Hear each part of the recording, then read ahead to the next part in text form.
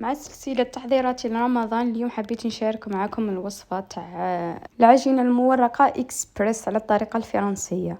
في هذه العجينة فيها قاعدة إنه الكيلة تاع الفرينة نفسها الكيلة تاع زبدة التوريق، نصف الكيلة تاعهم الماء يكون بارد بلا ما ننساو الخل والسكر والملح. قبل كلش ما تنسيش تدعميني بالاشتراك وديري جيم وتخلي لي كومنتير. يلا نروحوا نجربوا الوصفه كيف.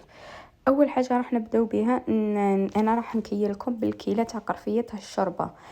استما لي ما عندهمش الميزان توالمهم، واللي عندهم الميزان راهم يعرفوا.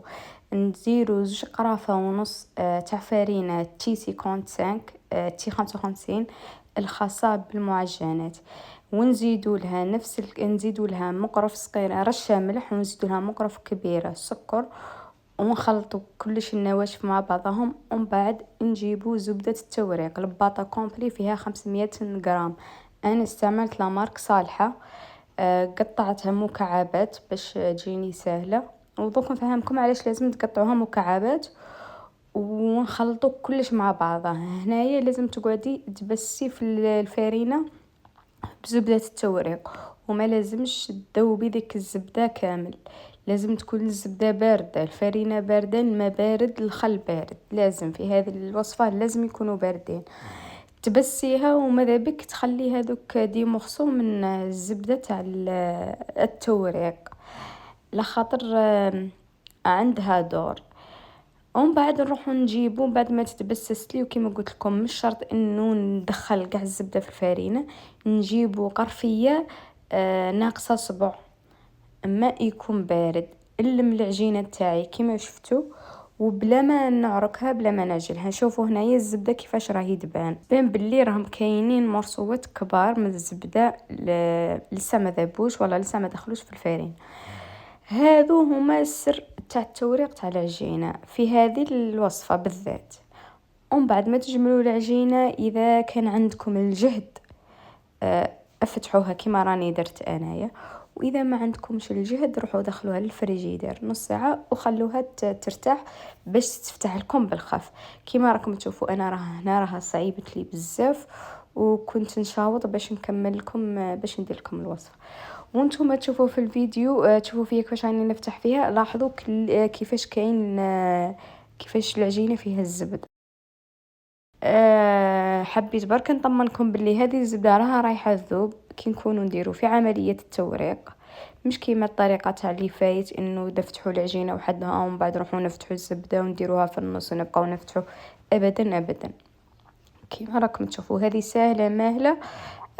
وشنو كما نقولوا لازم ديري لها التوريق.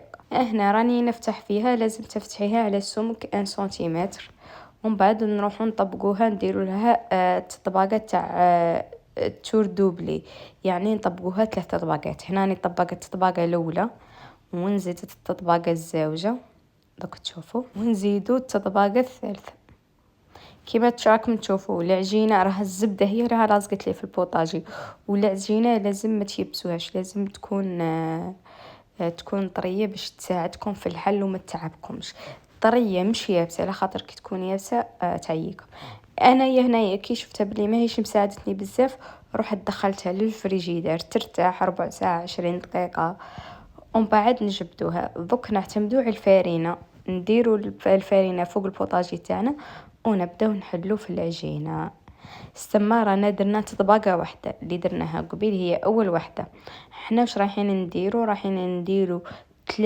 4 طبقات تور دوبلي، يعني 3 طبقات.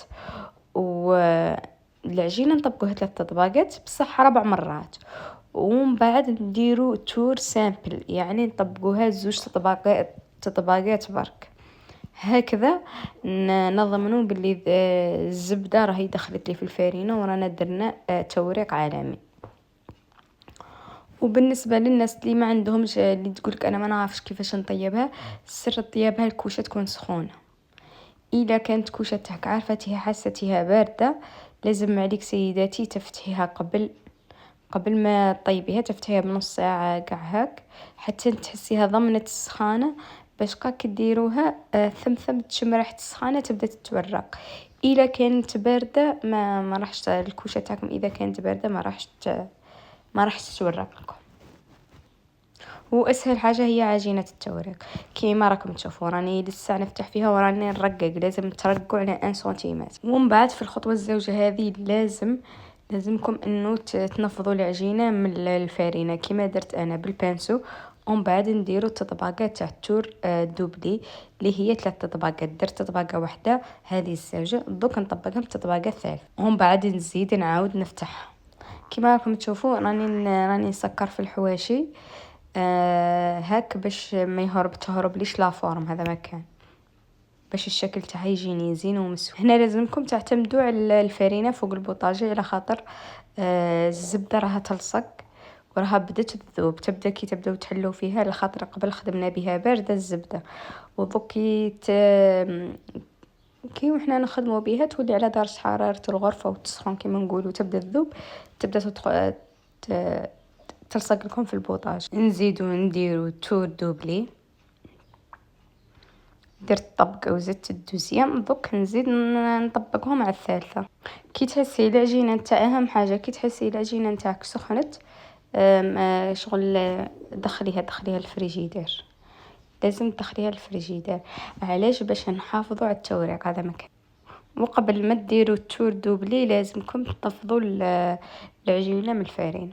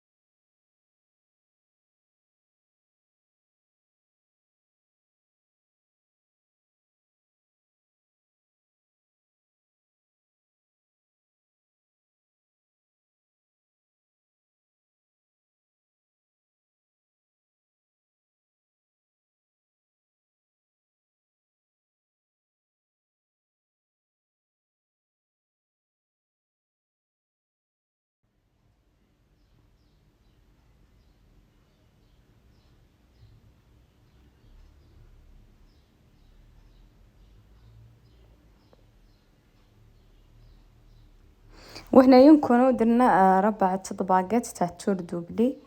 ودوكا نروحو نديرو 2 طبقات تاع التور سامبل. دوك نزيدو نفتحو العجينه وكيما راكم تروماركو باللي راني ندير في الزبده كل خطره ندير في الفرينه على خاطر الزبده تاعي بدات تذوب وديجا ذابت. اذا تلاحظوا قبل كيفاش كانت ودوك كيفاش راها تعرفوا باللي صح الزبده راها ذابت. دوك نطبقها 2 طبقات وخلاص. هذه الطبقه الزوجه. هذا هو التور سامبل. تور سامبل فيه 2 طبقات، وتور دوبلي يعني ندوبلو الطبقات تما ولات عندنا 3 طبقات.